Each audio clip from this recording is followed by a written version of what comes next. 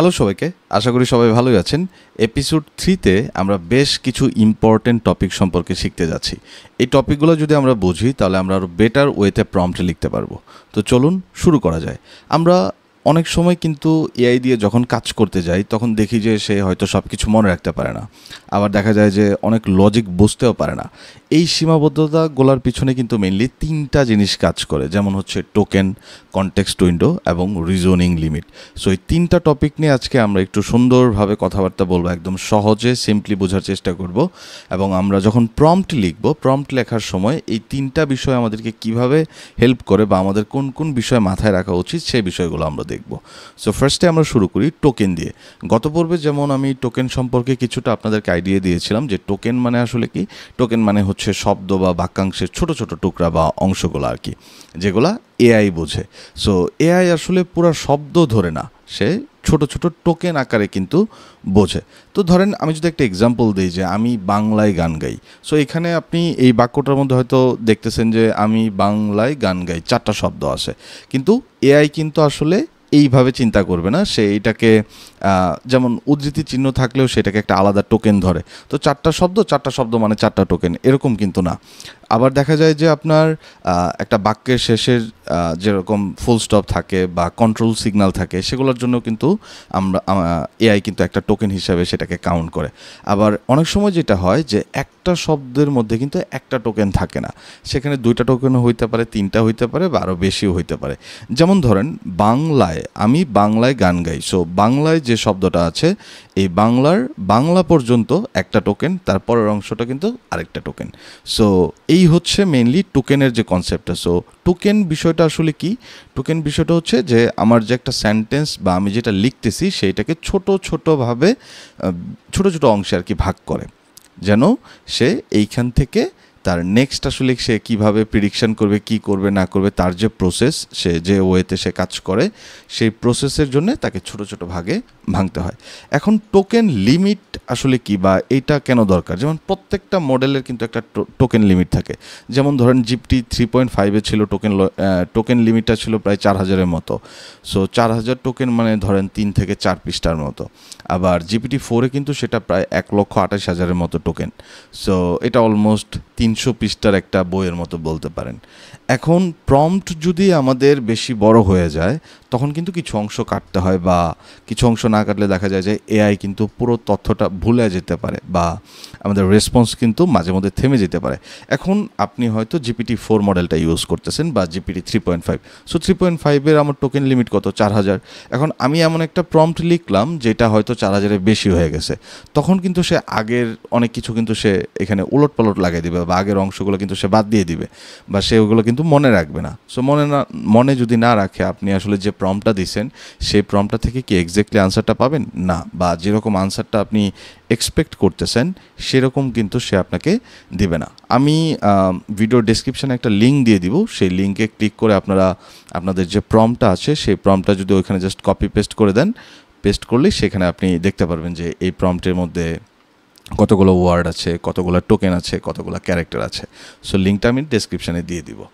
Next বিষয়টায় যদি আমরা একটু যাই, বা তার আগে যদি আমি এখন এই টোকেনের ক্ষেত্রে যদি বলি যে জাস্ট প্রম্পটের টিপসটা যদি আমি আবার একটু যদি আপনাকে রিমাইন্ড করে দিই, যে আমরা যখন বড় লেখা লিখব বা বড় প্রম্পট দিব তখন আমাদেরকে চেক করে নিতে হবে যে আসলে টোকেন কাউন্ট কত এবং আমরা যে মডেলটা ব্যবহার করব।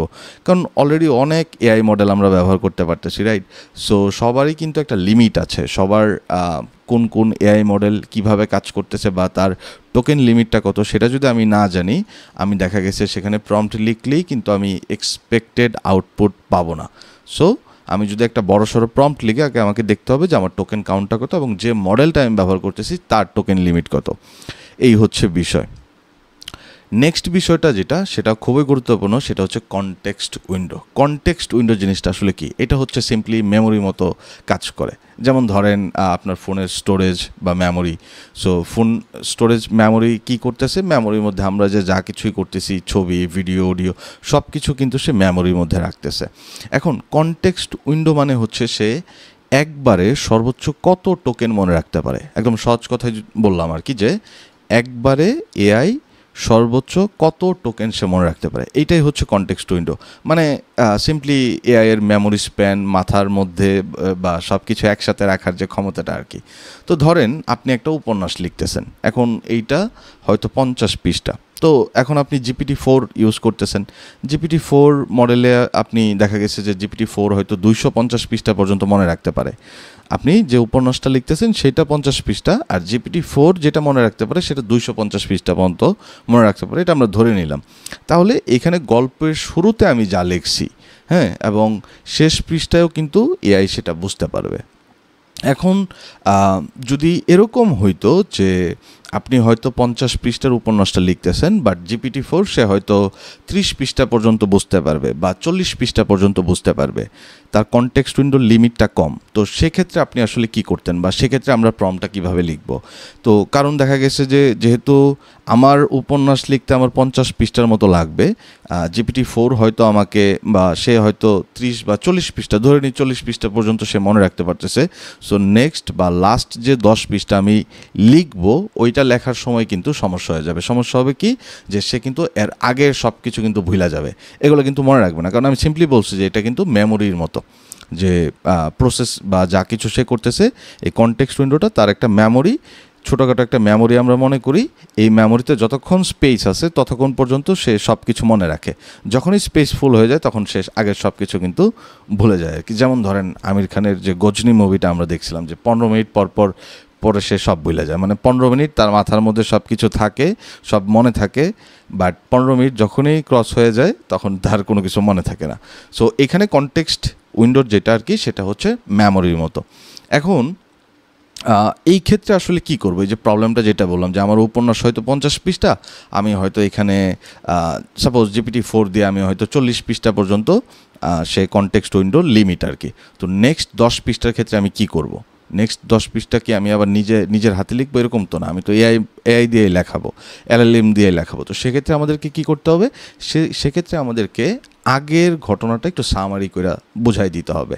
সাপোজ আমি 40 পৃষ্ঠা পর্যন্ত লিখলাম, পরের যে লাস্ট 10 পৃষ্ঠা লিখলাম, ওই 10 পৃষ্ঠায় যদি এরকম হয় যে আমার প্রথম পৃষ্ঠার ঘটনা আছে বা দ্বিতীয় পৃষ্ঠা কিছু আছে, ওইটা আমি জাস্ট তাকে একটু শর্টকাটে বলে দিলাম। সাপোজ আমি হয়তো এইভাবে লিখতে পারি যে হ্যার ইজ এ কুইক সামারি সোফার, বইলা আমি লিখলাম যে আগের ঘটনায় রাহুল একজন ছাত্র ছিল, সে ঢাকা থাকতো।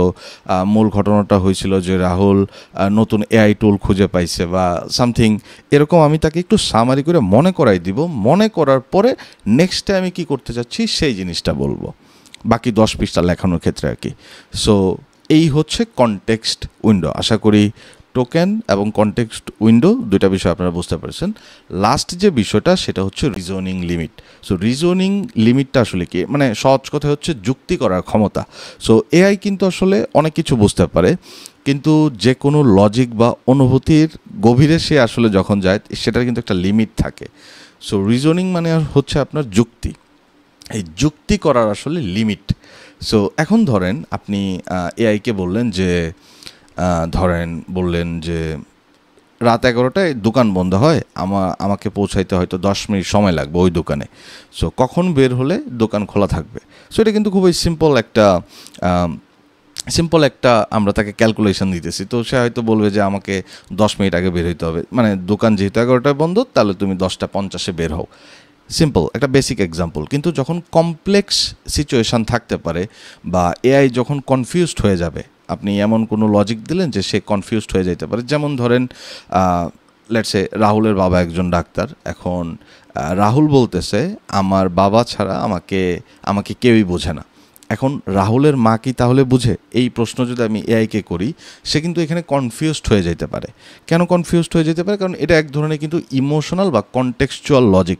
আমি কিন্তু এর আগের ঘটনা কোনো কিছু বলি নাই যে কেন এরকম হইতে পারে, বা কোন স্পেসিফিক জায়গার মধ্যে রাহুলের বাবাই শুধু রাহুলকে বোঝে, অন্য কেউ কেন তাকে বোঝে না। স্পেসিফিক বা কনটেক্সচুয়াল যে লজিক, আবার মানে এই কারণে কিন্তু সে কনফিউজড হয়ে যেতে পারে। তো এই ক্ষেত্রে আসলে আমরা কি করতে পারি, বা এই ধরনের সিচুয়েশনে বা লজিক্যাল কাজগুলো যখন আমরা করাবো বা কমপ্লেক্স লজিক লিখলে আমরা কি করব, আমরা স্টেপ বাই স্টেপ ফরম্যাট করতে পারি। স্টেপ বাই স্টেপ একটা বড় প্রবলেম, এটাকে আমরা একেবারে সব কিছু একবারে না বলে দিয়ে আমরা স্টেপ বাই স্টেপ প্রবলেমটাকে সলভ করব।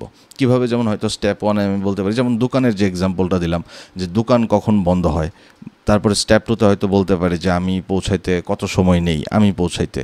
তারপরে স্টেপ 3তে হয়তো বললাম যে তাহলে আমি কখন বের হব।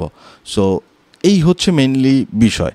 এখন আবার যদি একটু শর্টকাটে বলি যে টোকেনের বিষয়টা কি, টোকেনের বিষয়টা হচ্ছে সে এআই আসলে কি করে, আমি যে বাক্যটা লিখবো বা আমি যে প্রম্পটটা লিখবো সেটাকে কিন্তু সে ছোট ছোট করে টুকরা করে ছোট ছোটোভাবে ভাঙে, যেরকম আমি ফার্স্টে একটা এক্সাম্পল দিলাম। এটা হচ্ছে মেনলি টোকেন। কনটেক্সট উইন্ডোটা কি, কনটেক্সট উইন্ডোটা হচ্ছে তার মেমোরি, সে কতক্ষণ পর্যন্ত মনে রাখতে পারে। থার্ড হচ্ছে কি রিজনিং লিমিট, রিজনিং লিমিটটা হচ্ছে কি এআই যে যুক্তি করতে পারে কিন্তু তার একটা লিমিটেশন আছে বা সীমা আছে, এই সীমার মধ্যে সে যে যুক্তি করতে পারে। তো এই ক্ষেত্রে আমরা প্রবলেমগুলোও দেখলাম এবং সেটার সলিউশনও কিন্তু দেখলাম।